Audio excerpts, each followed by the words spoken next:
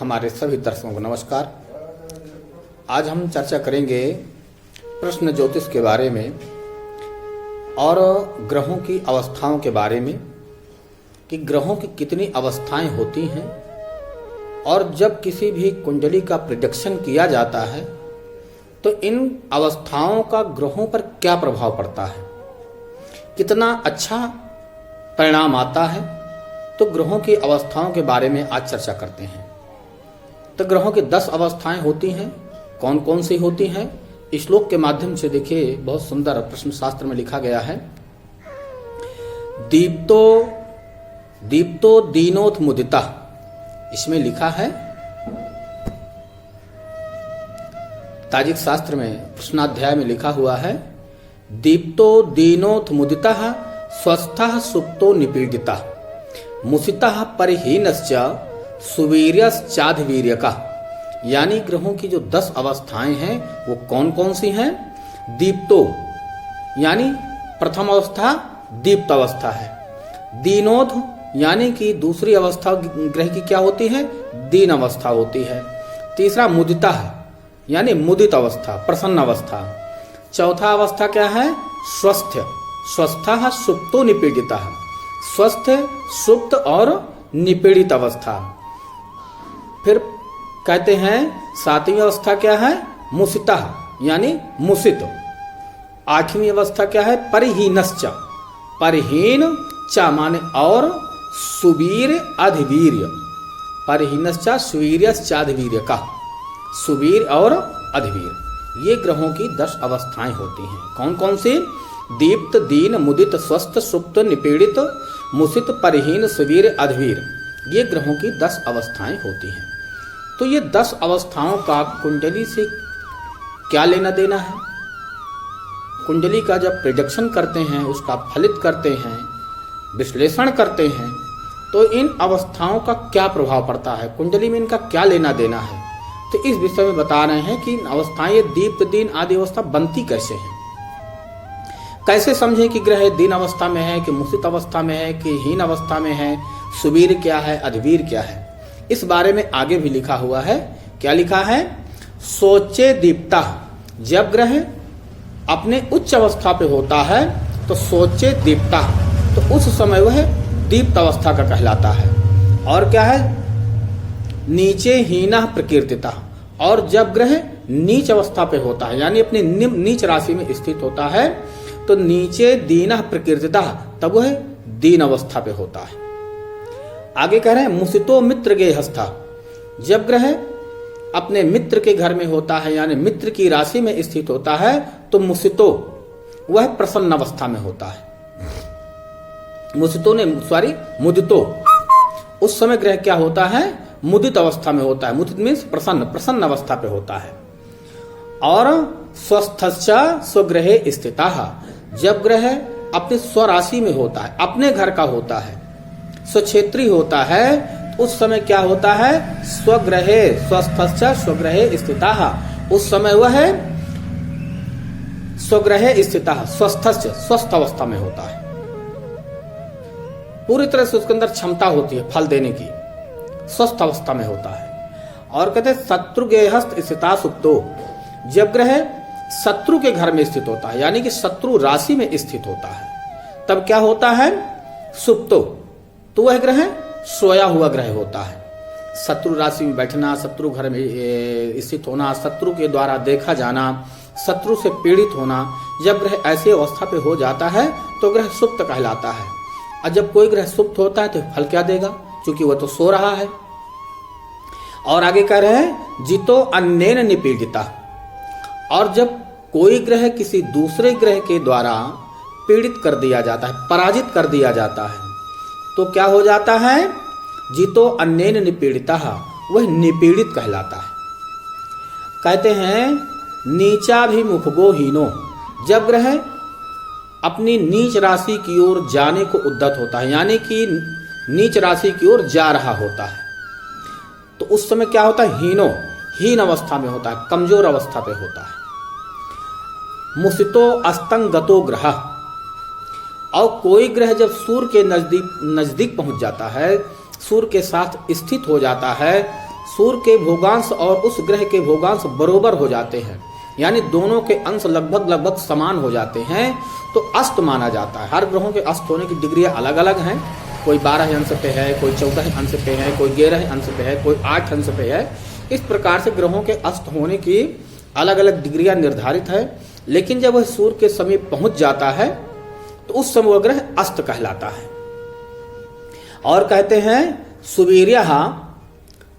सुवीर्यः कथितः प्राज्ञैः, जब ग्रह अपने उच्च राशि की ओर उद्धत होता है, उच्च राशि की ओर जा रहा होता है, तो उस समय क्या होता है, सुवीर्यो, वह बलवान होता है।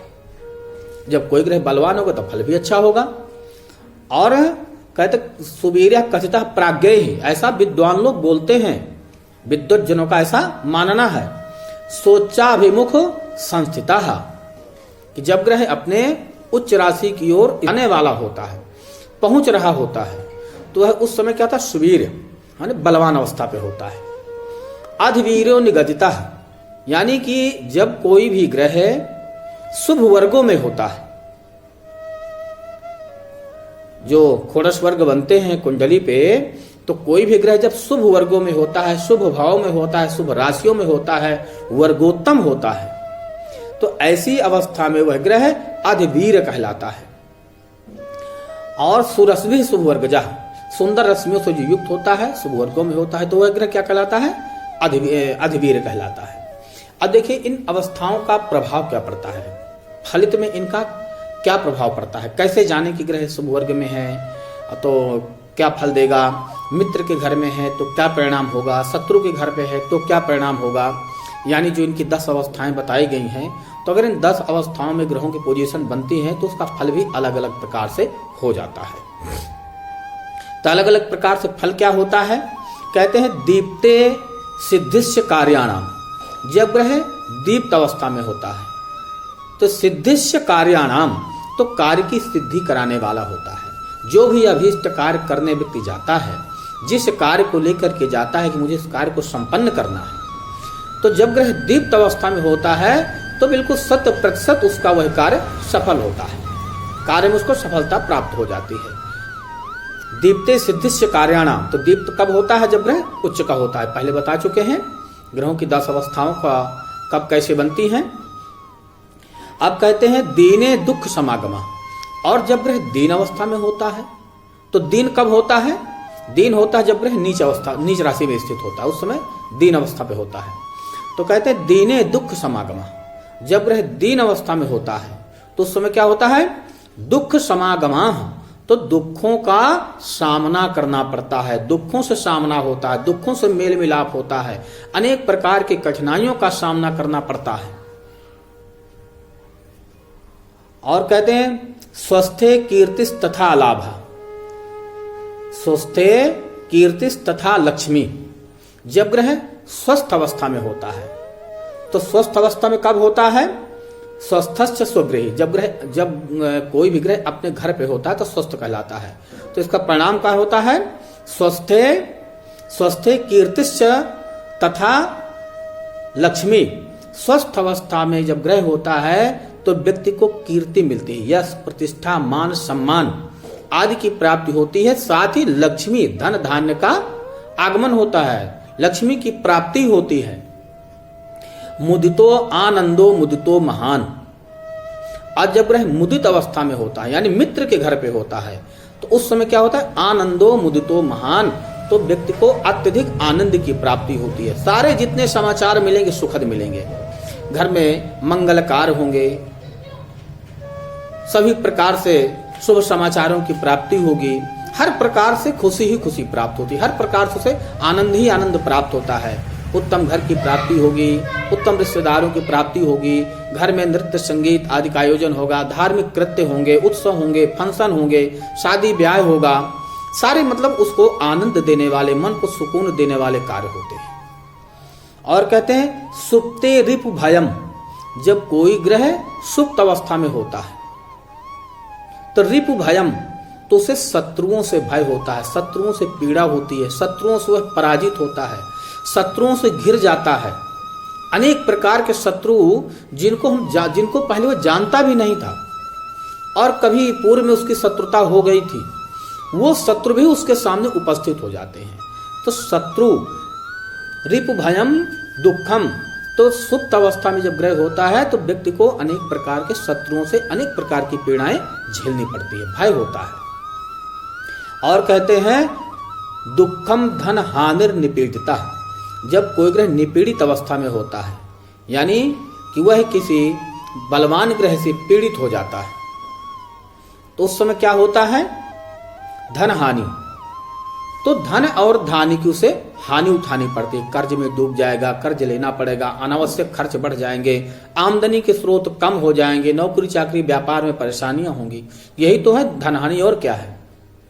और कहते हैं मुसिते परहीने च, जब कोई भी ग्रह मुसित अवस्था में होता है, तो मुसित कब होता है, जब कोई ग्रह सूर्य के नजदीक पहुंच जाता है, तो सूर्य की रश्मियों से वह अपने अस्तित्व को खो देता है।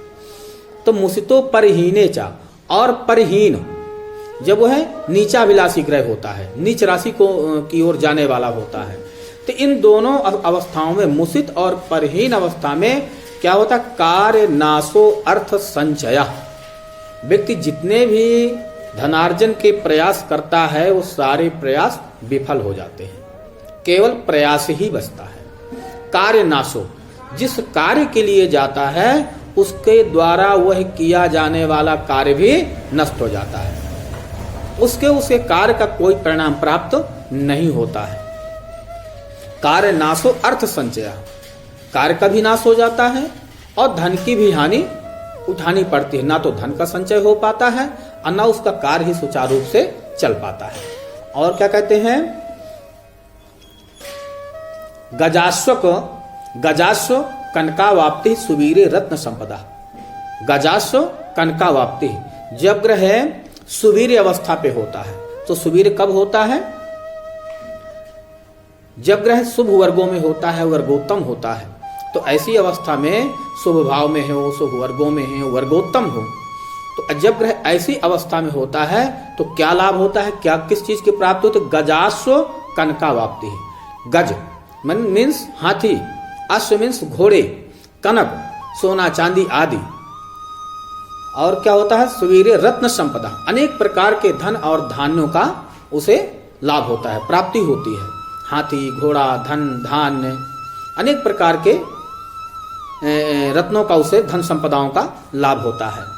अधवीरो, जब ग्रह अधवीर्य होता है, अधवीर्यो राज्य लब्धिर, और जब ग्रह अधवीर्य अवस्था पे होता है तो राज्य लब्धिर, उसे राज्य की प्राप्ति होती है। और कह रहे हैं ग्रहैर मित्रार्थ संगमः, और अच्छे मित्रों का संगम होता है, अच्छे मित्रों से समागम होता है, उसे सत्कर्म करने को प्राप्त होता है, अच्छे संतों से, महात्माओं से, ऋषियों का दर्शन होता है, देवताओं का दर्शन होता है, धार्मिक उत्सव होते हैं, अच्छे अच्छे मित्रों का लाभ होता है, मित्रों से लाभ होता है और मित्रों का लाभ होता है, दोनों प्रकार का लाभ होता है।